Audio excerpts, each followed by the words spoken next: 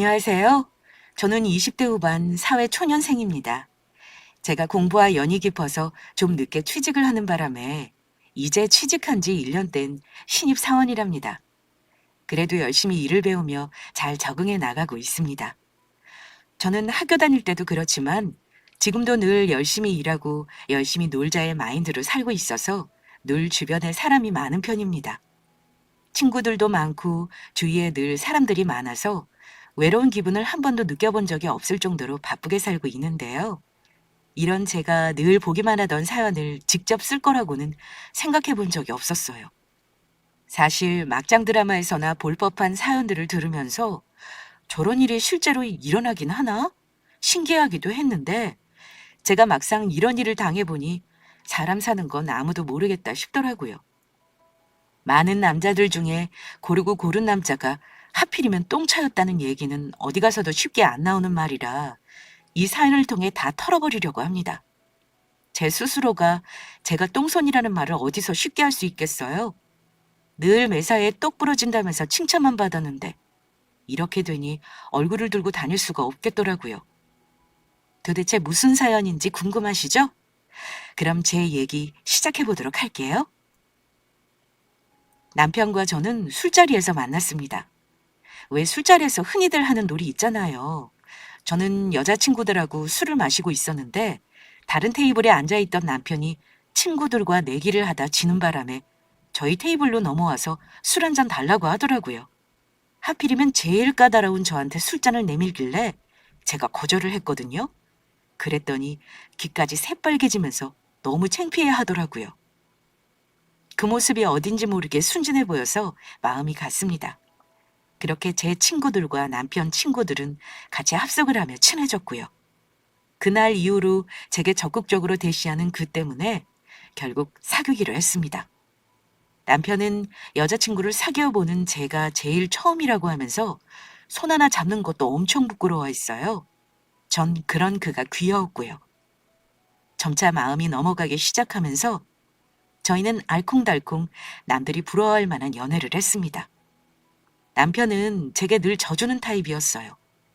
예를 들어 다툼이 일어나도 무조건 내 말이 맞다고 해주는 것은 물론 제가 교수님 때문에 힘들다고 징징거려도 늘 무던히 들어주는 타입이었죠. 이런 남편의 태도 때문인지 저는 그와 결혼을 하기로 마음을 먹었던 것 같아요. 저는 대학원 졸업생이었고 남편은 취직한 지 이제 2년 차인 사원이었는데 제가 졸업하고 취직을 하게 되면 결혼하자는 조건을 걸고 만났습니다. 그렇게 졸업을 하고 무난히 취직을 하게 되면서 결혼 얘기가 급물살을 타기 시작했죠. 저나 남편이나 부모님이 모두 살아계셨고 지극히 평범했기 때문에 문제가 될 만한 일은 없다고 생각했어요. 하지만 그건 제 착각이었죠. 저는 남편 집에 처음 인사드리러 간 날을 아직도 잊지 못합니다. 그날은 날이 꽤 쌀쌀했어요. 저는 과일을 사들고 어머님과 아버님을 만나 뵈었는데요. 어머님은 순해 보이는 인상이셨어요. 오히려 어머님이 아버님보다 더 강해 보였죠. 어머님 말 한마디에 아버님이 좌지우지 되는 느낌이었다고 해야 할까요? 어서 와요. 안녕하세요. 만나서 반가워요. 네, 반갑습니다. 말씀 많이 들었어요. 어머, 우리 형규가 날 어떻게 말했을지 궁금하네. 좋으신 분이라고요. 봉사활동도 많이 다니신다고. 없는 말은 안 했네. 맞아요. 나 봉사활동도 많이 다니고 늘 어려운 사람들 도와주곤 해요. 대단하세요. 쉬운 일도 아닌데. 엄마는 사람 불러놓고 궁금한 걸 물어봐야지 본인 얘기만 할 거야?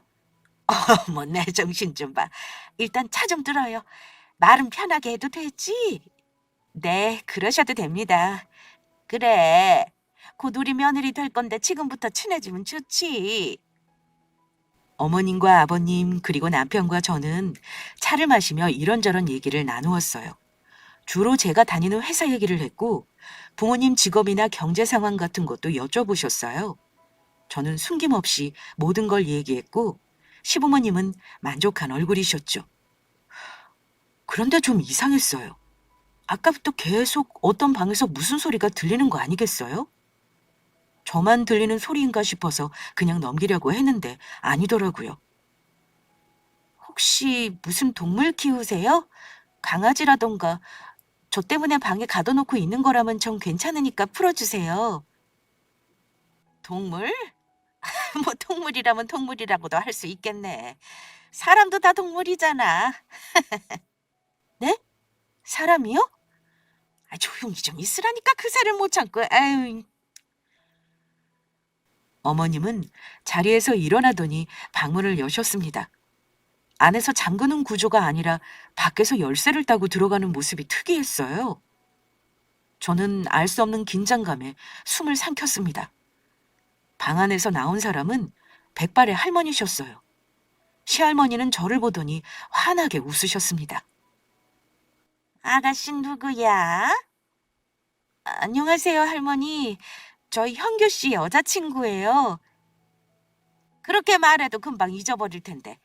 그냥 대충 고개만 끄덕여주면 돼. 아, 할머님이 어디가 많이 안 좋으세요? 딱 보면 모르겠니? 치매야. 2년 전부터 정신이 왔다 갔다 하셨는데 얼마 전에 완전히 치매 판정 받으셔서 정신이 없어. 방에 안 가둬 놓으면 수시로 밖에 나가려고 해서 말이지. 힘드시겠어요. 아가씨, 우리 집에 뭐 훔치러 왔지? 그렇지? 네? 아니에요. 훔치다뇨. 또 이러네. 어머님, 제가 오늘은 좀 참으라고 그랬죠? 사람 쪽팔리게 이게 뭐예요? 넌 진짜 나쁜 년이야. 그래요, 저 나쁜 년이에요. 그래서 어머님 모시고 이렇게 살죠. 안 그래요? 밥도 안 주고. 너무 많이 먹으니까 그렇지. 엄마, 오늘은 그만하지. 윤희도 와 있는데. 그래? 그러지 뭐. 암튼 당신은 빨리 어머님 모시고 방에 들어가요. 내가 정신 사나워 죽겠어. 그래, 그럴게. 아버님이 시할머니를 모시고 방으로 들어가자 어색한 공기가 맴돌았습니다. 누구 하나 쉽게 입을 열 수 없었죠. 저는 남편의 할머니가 치매가 있으신 것도 그리고 어머님이 모시고 있다는 사실도 처음 알아서 당황했습니다. 놀랐지? 네? 네, 조금요. 뭐 자랑이라고 떠들겠어. 그래서 일부러 말 안 했다. 이해하지? 네, 이해해요. 다행이네, 이해해서. 내가 요즘 처노인네 때문에 얼마나 힘든지 몰라. 시설에 한번 보냈더니 제정신 돌아올 때 난리치셔서 다시 오셨지 뭐야. 어디 나다니지도 못하고 숨통이 턱턱 막힌다니까.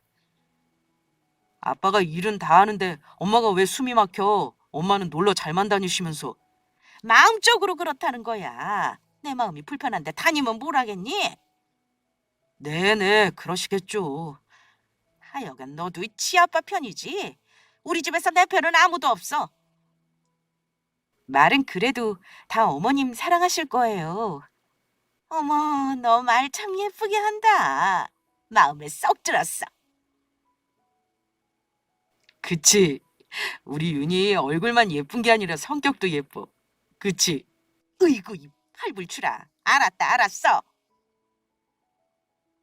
어색하게 따라웃긴 했지만 시할머님을 대하는 태도가 묘하게 다른 어머님 때문에 신경이 곤두설 수밖에 없었습니다.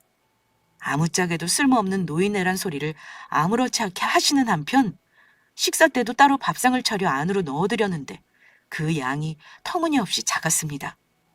제가 양이 좀 작지 않냐고 하니까 집에서 놀고 먹는 노인에 많이 먹여봤자 소용없다며 일부러 작게 주는 거라고 하더라고요. 근데 깨림칙했습니다.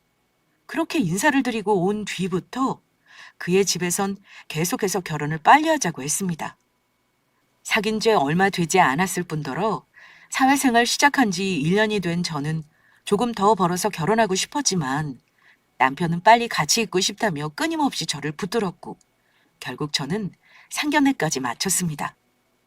상견례를 하고 나니 바로 결혼 날짜가 잡히더라고요. 정신이 하나도 없었어요. 웨딩 촬영부터 드레스 셀레까지 할 일이 너무나도 많았습니다. 퇴근 후에는 거의 제 시간이 없다시피 했으니까요. 다크서클을 얼굴에 매단 채로 일을 하는 날이 많아졌습니다. 주위에서 걱정을 했지만 결혼식이란 인생의 커다란 전환점을 앞둬서 그런지 긴장감 때문에 몸이 아프지도 않더라고요. 저는 신혼집을 공동명의로 하고 싶었습니다.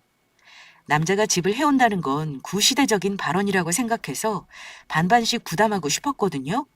저희 집도 형편이 넉넉해서 부모님께서 충분히 지원을 해주신다고 했는데 남편은 반대더라고요. 집은 남자가 해가는 게 맞지 않냐며 자기가 집을 구할 테니 너는 신혼살림만 채워 넣으면 된다고 했습니다. 같이 부담한다는 말을 거절하고 본인이 다 부담한다는 남편의 말에 저는 오히려 감동받았습니다. 부모님께 얘기를 드렸더니 더 좋아하시기도 했고요. 신혼집으로 꾸밀 아파트는 연식이 좀 오래되긴 했어도 평수가 넓었습니다. 남편은 리모델링에 열을 올렸습니다. 우리가 같이 살 집이니 꼼꼼히 수리를 하자고 했어요.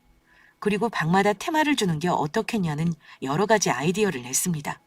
그래서 안방은 제 취향에 맞춰 모던하게 꾸미고 드레스룸은 심플하게, 미래에 태어날 아이방은 노란 빛으로 알록달록 예쁘게 꾸몄습니다.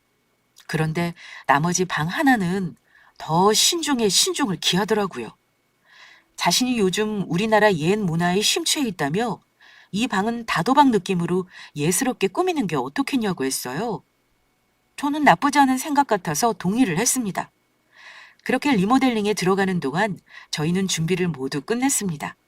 결혼식을 앞둔 전날 밤 잠이 오지 않았습니다. 저는 엄마를 불러 같이 누웠어요. 마음이 괜히 싱숭생숭하다고 하니 엄마는 결혼 전날 멀쩡한 사람이 어디 있냐며 위로해 주셨습니다. 엄마 품에서 잠이 든 건 어렸을 때 이후로 처음인데 묘하게 안정이 되어서 금방 잠이 들었던 것 같아요. 그렇게 밤이 지나고 다음 날이 밝았습니다.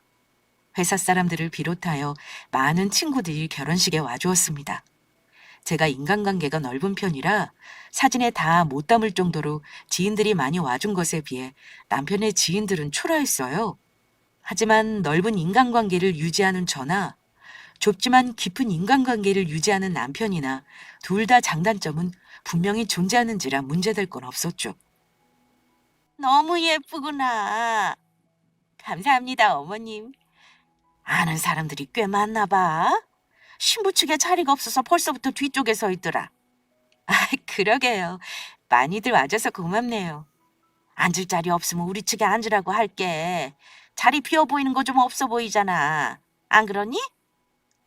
그렇게 생각하진 않는데 어머님이 원하시면 그렇게 하셔도 돼요. 그래. 오늘 결혼식하고 바로 신혼여행 가지? 네, 맞아요. 회사 휴가가 그렇게 되어 있어서. 나는 솔직히 해외는커녕 국내 여행도 잘 못 가는데 네가 참 부럽다. 어머님도 가시면 되죠. 저희 나중에 같이 여행 가요. 어머, 얘는 무슨 소리니? 네 시할머니 때문에 내가 집안에 박힌 삶이구만. 너도 알잖아. 우리 어머님 보통 분 아니셔. 아, 그러고 보니 할머님은 안 오셨어요? 얘는 치매 노인네를 어떻게 데려오니? 망신당할 일 있어? 보고 싶어 하실 텐데. 됐다. 말도 꺼내지 마. 어머님 얘기 들으니까 벌써 스트레스 받는다. 암튼 난 이만 나갈게. 손님 맞이 잘하고. 네. 결혼식 날 내내 저는 자리를 지키는 양가 부모님보다는 시할머님이 왜 이곳에 안 계신지에 대해 궁금증을 가질 수밖에 없었습니다. 혹여 혼자서 방에 갇혀 계시진 않을지 쓸데없는 걱정이 되었어요. 어머님 얘기를 들으니 더욱 그럴 수밖에 없었죠. 아무튼 찝찝한 마음을 털어내고 결혼식을 치렀습니다. 그리고 곧장 신혼여행지로 출발했죠. 화장도 지우지 못해 공항에서 지우는 서비스를 받고 비행기에 올라서 정신이 하나도 없었습니다. 원래 남편은 유럽으로 신혼여행을 가자고 했지만 저는 여행보단 휴식에 집중하고 싶어 발리로 가자고 했어요. 결국 발리로 결정된 신혼여행지에서 저는 누구보다 행복함에 취해 있었습니다. 바다를 보며 맛있는 음식을 먹고 자고 싶을 만큼 자고 먹을 수 있는 만큼 먹는 게 이렇게 행복할지 몰랐어요. 그간 결혼 준비에 회사 생활에 눈코 뜰 새 없이 바빠서 더 그랬던 것 같아요. 그렇게 신혼여행을 끝내고 돌아오는 길에 저는 어머니께 드릴 선물을 면세점에서 구입했습니다. 남편 말로는 명품 지갑 하나 없다고 하시길래 어머님들이 좋아할 브랜드에서 지갑을 하나 구매했어요. 결혼식 축의금도 넉넉하게 들어와 있어서 부담이 되는 건 아니었습니다. 친정집에 먼저 들러 하룻밤 자고 난 뒤에 남편과 저는 시댁으로 향했습니다. 내일이면 다시 회사로 복귀해야 한다 생각하니 벌써 피곤이 몰려왔어요. 저는 어머님을 뵙자마자 선물을 꺼냈습니다. 아니나 다를까 어머님 얼굴에 화색이 도시더군요. 세상에, 이런 걸 뭐하러 사오니? 지난번에 형제 씨한테 물어봤더니 어머님이 아직 지갑이 없으시다고 해서요. 어머, 지갑이 없긴 왜 없어? 멀쩡한 지갑이 없다는 걸 또 그렇게 말했다니? 얘도 참. 제가 마음대로 골라서 색이나 디자인이 마음에 드실지 모르겠네요. 너 눈썰미 좋다. 완전 마음에 들어. 다행이에요.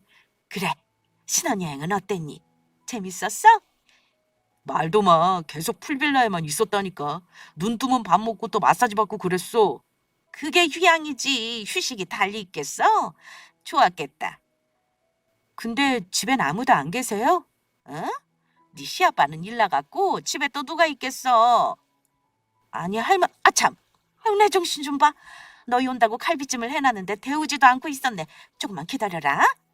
어머님은 분주하게 주방으로 가더니 바쁘게 움직이셨어요. 제 말을 자른 것도 하시는 행동도 모두 부자연스러웠지만 뭐라 되묻기가 어려웠어요. 할머님이 계셨던 방문을 힐끔 바라봤지만 굳게 닫힌 방문에선 지난번처럼 무슨 소리가 나진 않았어요. 다시 요양원으로 들어가신 거 아닐까? 그런 생각을 하는 사이 어머님이 식사를 하라고 부르더군요. 그나저나 우리 며느리가 이렇게 좋은 선물을 사왔는데 내가 가만히 있을 수야 있나? 아무것도 필요 없어요, 어머님. 이렇게 맛있는 식사를 차려주셨는걸요? 얘는 밥이야 앞으로 너랑 나랑 계속 해먹으면 되는 거고 내 선물은 특별한 거야. 네? 뭔데요? 그냥 말로 해주면 재미없지. 얼른 먹고 집에 가봐라. 내가 선물 갖다 놨어. 선물을요? 그렇다니까. 놀라지 말고 마음 단단히 먹어. 너도 분명 좋아할 거다. 어머님이 선물을, 그것도 신혼집에 두셨다는 얘기는 놀라웠습니다.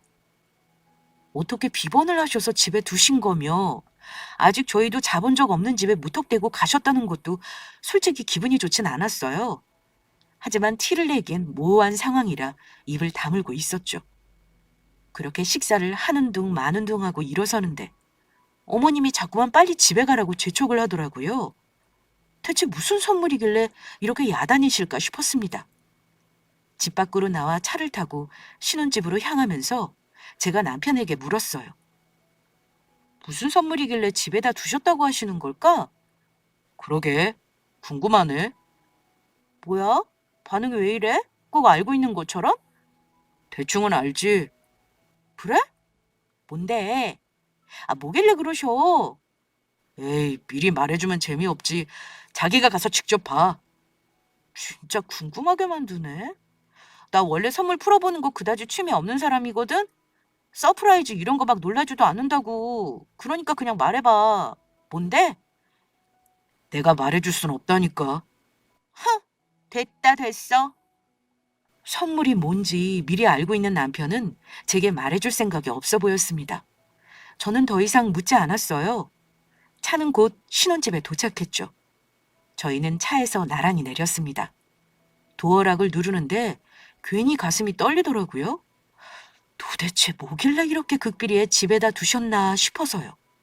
현관문이 열림과 동시에 저는 문을 벌컥 열었습니다. 생각보다 집은 고요했습니다. 그런데 이상했어요. 도배를 새로 해서 방문을 다 열어놓고 갔었는데 안방문이 굳게 닫혀 있었습니다. 저는 긴장감에 침을 꿀꺽 삼켰습니다. 집에 누가 온 거야? 그러게. 그때였어요. 안방문이 벌컥 열리고 누군가 뛰어나왔습니다. 왜 이제 왔어? 저는 경악했습니다. 안방에서부터 저를 향해 뛰어온 사람은 다름 아닌 시할머님이셨거든요. 할머님은 엉망이 된 옷을 입고서 저한테 오시더니 무지막지하게 주먹을 휘두르셨습니다. 놀란 저는 그대로 굳어버렸고 남편이 그런 할머님을 제지했어요. 할머니, 적당히 좀 해요. 이놈아, 나 하루 종일 굶었어. 이, 이게 무슨 일이야? 충격으로 뇌가 굳었는지 말이 잘 나오지 않았습니다. 왜 할머님이 제 집에 있는 걸까요? 이해할 수가 없었어요. 엄마가 집에 선물 뒀다고 했잖아. 그게 바로 우리 할머니야. 뭐? 우리 할머니가 이 아파트 주인이거든. 그래서 우리가 할머니 모시면 이 아파트 우리 거 된다고 하셨어. 이거 완전 횡재지 않아? 나 지금 이해가 안 가서 그런데 할머니를 모셔? 우리가? 응. 정확히는 내가 아니라 자기가 모셔야지. 나는 야근도 많고 일이 너무 많잖아. 그래도 할머니가 사시면 얼마나 사시겠어. 어? 곧 돌아가시면 이 아파트 우리 거 되는 거고 우리야 일석이조지 않아? 엄마 손도 거들고 집도 우리 거 만들고. 지금 너 제정신이야? 제정신이지 그럼. 내가 뭐 틀린 말 했어?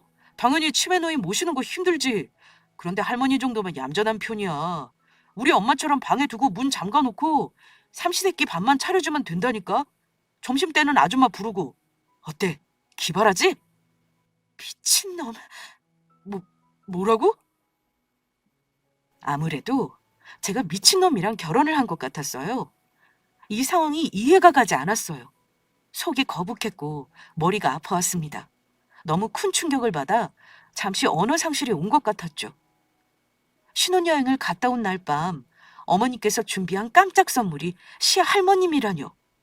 게다가 요양원에서도 쫓겨난 중증 치매에 걸린 할머니를요. 기가 차서 말이 안 나왔습니다. 무엇보다 이 일에 동조하고 제가 기뻐할 거라 생각했다는 이 남자가 진짜 죽을 만큼 미웠습니다. 이제껏 제가 무슨 기준으로 남자를 고르고 골라 그를 선택했는데 이런 사이코패스 같은 성향을 숨기고 살아왔더니 온몸이 부들부들 떨리고 눈앞이 흐려졌습니다. 하지만 정신을 똑바로 차려야 했어요. 무슨 생각으로 이런 일을 벌이면서 한마디 말이 없었던 거야? 시할머님이 선물이라고? 이게 말이나 되는 소리야? 내가 싫어. 내가 싫어. 할머님, 그게 아니라요. 거봐, 할머님도 상처 입으시잖아. 왜 그래? 좋게 좋게 지내면 되지. 지금 이 상황이 말이 된다고 생각해? 잠깐 따라와. 저는 방으로 남편을 불러들였습니다. 아무래도 할머님이 있는 공간에서 얘기를 하긴 꺼려졌거든요. 남편은 여전히 뭐가 잘못된 건지 모르는 얼굴이더군요. 뻔뻔하게 팔짱까지 끼고 뭐든 말해보라는 액션을 취하는 그를 보니 구역질이 치밀었습니다. 난 못해. 회사도 다니는 내가 할머님을 모시라고? 왜 그렇게 어렵게 생각해? 내가 도와줄게. 뭘 도와? 네가 할 일이지. 네가 할머님 시중 다 들어주고 식사까지 책임지면 같이 사는 거 내가 참아볼게. 하지만 그게 아닌 이상 안 돼. 야, 그런 게 어딨어. 엄마가 너 분명 좋아하실 거라고 했거든? 아파트가 뚝 떨어진다는데 안 좋아할 여자가 어디 있냐고 그랬단 말이야. 기가 막혀. 분명 신혼집 구하기 전에 나도 반씩 보탠다고 했잖아. 근데 그렇게 말하더니 이 아파트 노리고 그런 거였구나. 진짜 너 나쁜 사람이다. 할머님 유산이 아무리 탐이라도 그렇지 나한테 상의 한마디 없이 할머님을 여기로 모셔와? 서프라이즈는 원래 말없이 해야 하는 거야. 그리고 너 왜 이렇게 사람이 못됐냐? 우리 할머니 모시는 게 그렇게 싫어? 도저히 참을 수가 없었습니다. 저는 있는 힘껏 남편 뺨을 후려쳤어요. 그래, 일단 서프라이즈 너나 실컷 해. 나는 나갈 테니까. 그리고 그 길로 집을 나왔습니다. 뒤에서 뭐라 부르는 소리가 들렸지만 무시하고 뛰어 택시를 잡아탔어요. 택시를 타고 한참 달리자 그제야 모든 일이 실감이 나기 시작하더라고요. 지금 제게 처해진 현실이 진짜 꿈이 아니라 현실이라는 사실이 어이가 없었고 눈물이 터지기 시작했습니다. 저는 엉엉 울며 친정집에 도착했어요. 엄마가 뛰쳐나와 왜 그러냐고 물었지만 당장 대답을 할 수는 없었습니다. 한참을 울고 나서야 진정이 된 저는 이 모든 일을 털어놓았어요. 그러자 엄마 아빠는 저보다 더 화를 내셨습니다. 딸이 이런 어이없는 경우를 당했는데 화가 안 나겠어요? 그 와중에 어머님한테 전화가 걸려왔어요. 저는 자리를 피해 전화를 받았습니다. 무슨 일 때문에 전화를 거신 건지 너무나도 이해가 잘 되기 때문이었죠. 웬일이세요? 웬일이라니? 네가 그걸 모른단 말이야? 아, 선물 때문에 전화하신 건가요? 그래. 내가 너 효도시켜주려고 몰래 모셔다 놨는데 우리 형규 뺨 후려치고 달아났다며? 이게 경우에 맞는 행동이니? 내가 기가 막혀서 뭔. 경우에 맞는 행동이요? 그럼 제가 아무 말 없이 어머니께 감사하며 할머님을 모셔야 한다는 건가요? 당연한 소리를 하니? 어머님, 제가 어머님이 상식이 부족하신 분이란 건 깨달았는데 진짜 너무하네요. 적당한 선이란 게 있어야 하지 않나요? 어머님이 하셔야 할 일을 제게 미뤘다는 생각은 안 드세요? 저 그 아파트 필요 없고요. 아파트가 갖고 싶으시면 어머님이 할머님 모셔서 가져오시면 될 일입니다. 어머, 똑똑한 줄 알았더니 이런 데서 은근히 무식하네. 내가 그랬잖아. 선물이라고. 선물은 좋은 것만 주는 거야. 내가 아끼고 아껴서 아파트까지 하사하려고 했는데 그걸 발로 차? 너 이거 손해보는 장사 아니다. 잘 생각해. 선물 받는 사람 생각도 해야 하는 거 아니에요? 받는 사람이 싫은 선물을 준다고 덥석 받는 사람은 없겠죠. 저도 뭐가 옳고 그른지 가릴 수 있는 사람이라서요. 뭐? 너 지금 말 타했니? 어머님은 어머님이 올바르다고 생각하시죠? 그동안 어머님이 할머님한테 대한 그 횡포, 그거 너무나도 명백한 학대예요. 그러면서 본인 짐을 덜기 위해 옳다쿠나 싶어 저한테 넘기신 것 자체가 소름 돋고 끔찍해요. 어머님은 본인이 틀렸다는 걸 아셔야 합니다. 얘가 지금 뭐라는 거니? 너 뚫린 입이라고 막말하는 거 아니다. 막말은 어머님이 먼저 하셨어요. 저의 인격을 무시하고 독단적인 행동을 하신 걸로 모자라 이제는 인신공격까지 하시는군요. 말도 안 되는 소리 하지 마. 내가 언제? 저 신혼집 구할 만큼 능력 되고요. 부모님도 충분히 지원해 주신다고 하셔서 신혼집 문제도 없었는데 굳이 아파트를 받게 하시려고 일을 꾸미신 거잖아요. 제 말이 틀렸나요? 됐다. 너랑 더 이상 할 얘기 없어. 어머님은 본인이 열받아 하시면서 전화를 끊었습니다. 어머님과 통화를 끝내고 나서야 저는 확신이 들었습니다. 절대로 이 가족과 함께 할 수 없다는 것을요. 어머님뿐만 아니라 남편도 마찬가지였죠. 그동안 시커먼 속내를 감추고 사느라 얼마나 힘이 들었을까요? 한 가지 다행인 건 저희가 아직 혼인신고를 안 했다는 겁니다. 물론 결혼식을 치렀고 신혼여행까지 갔다 왔으니 사실로는 분명한 거였죠. 저는 결심을 하고 부모님께 이혼을 하겠다 말씀드렸습니다. 그 힘든 결혼식을 치르고 신혼여행까지 갔다 와 이혼을 하겠다고 말하는 게 너무 죄송스러웠습니다. 불효녀가 된 기분이었죠. 하지만 사연을 듣고는 누구보다 화가 나셨고 이혼은 당연한 거라고 말씀해 주셔서 오히려 든든했어요. 그렇게 저는 마음을 정리했습니다. 하지만 이대로 이혼을 하기엔 제가 너무 억울했죠. 어떤 놈인지도 모르고 결혼식을 치르고 신혼여행까지 다녀왔더니 고작 자신의 이름 앞으로 된 아파트가 갖고 싶어 이런 일을 벌인 게 너무나도 화가 났습니다. 이대로 참을 수는 없었습니다. 남편에겐 끊임없이 전화가 걸려왔습니다. 저는 마음의 정리를 끝내기 전까지 전화를 받지 않았어요. 그러다 남편에게 전화를 걸어 만나자고 했습니다. 남편과 약속을 잡은 날, 어이없이 남편은 어머님과 같이 나왔더군요. 든든한 아군을 등에 업은 표정으로 절 만나자마자 당당하게 소리치더라고요. 도대체 생각이 있는 거야? 아니 신혼여행을 갔다 오자마자 이게 말이나 되는 소리니? 이제 넌 형규랑 결혼한 사이다. 근데 네 멋대로 집을 나가? 설마 집에 어머님이 혹처럼 생각하는 할머님이 계실 거라곤 상상도 할 수 없었으니까요. 그렇다고 집을 나갔다고? 그것도 내 뺨을 후려치고는? 너 때문에 요즘 내가 얼마나 힘든 줄 아니? 그런데 이걸 어쩌죠? 앞으로 더 힘들어지실 것 같은데. 그게 무슨 소리야? 나 너랑 이혼할 거거든. 뭐? 이혼? 너 제정신이야? 우리 결혼한 지 이제 일주일 좀 넘었어. 근데 이혼이라고? 그래. 사실상 우리는 결혼식만 치르고 혼인신고는 하지 않았으니까 이혼이라는 말을 꺼내는 건 문맥상 맞지 않을지도 모르지만 사실혼 관계에서도 이혼은 이혼이니까. 지금 널 위해서 한 행동에 기분이 나빠서 이제 이혼까지 하겠다는 거냐? 내가 큰맘 먹고 할머니 옮겨다 놓느라고 얼마나 힘이 들었는데. 어머님, 혹시 타인의 감정을 이해하지 못해서 괴로운 적 있으시죠? 그게 무슨 소리야? 첫째, 사람은 물건이 아니에요. 할머님을 어떻게 옮겨 놓는다라는 표현으로 치부할 수 있는지 이해가 되질 않네요. 둘째, 왜 제가 할머님을 모시는 걸 좋아할 거라고 생각하죠? 저는 할머님을 모실 생각이 조금도 없었는데요. 셋째, 절 위해서 했다는 행동은 어머님이 행복해질 일이었다는 거 본인도 잘 알고 계시잖아요. 그런데 왜 본인의 이기심으로 한 행동을 저를 위해서라는 말로 포장하시는 걸까요? 그리고 마지막으로 저는 저를 기만하고 저를 속여 그저 아파트 하나 어떻게 받아보려는 현교 씨에게 실망해서 앞으로의 미래를 함께 그려갈 자신이 없어졌어요. 조그만 게 말이 참 많구나. 그래, 네 말이 다 맞다고 쳐. 내가 내 멋대로 꾸민 일이어서 화가 났다고 치더라도 잘 한번 생각해봐라. 중증 치매라고는 하지만 한 번씩 제정신 돌아오시면 얼마나 잘해주신다고. 너 그건 모르지?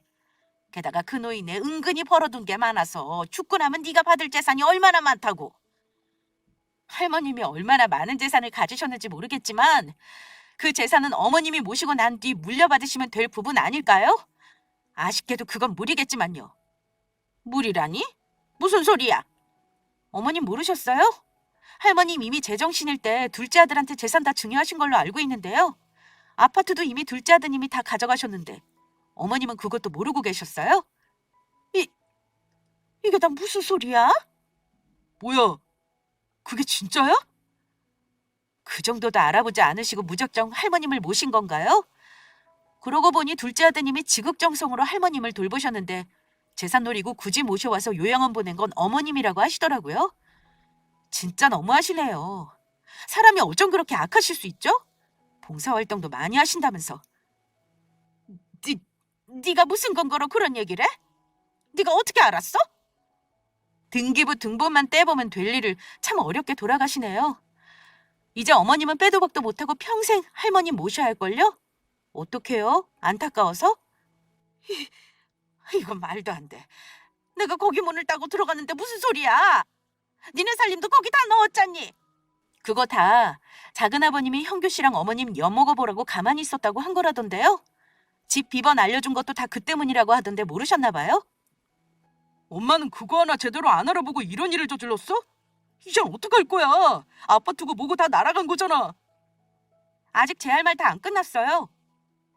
또 무슨 할 말이 남았어? 너 나한테 줄 위자료 넉넉하게 마련해야 할 거야. 내가 너 고소할 거거든. 사기 결혼으로. 뭐라고? 사기라니. 우리가 무슨 사기를 쳐?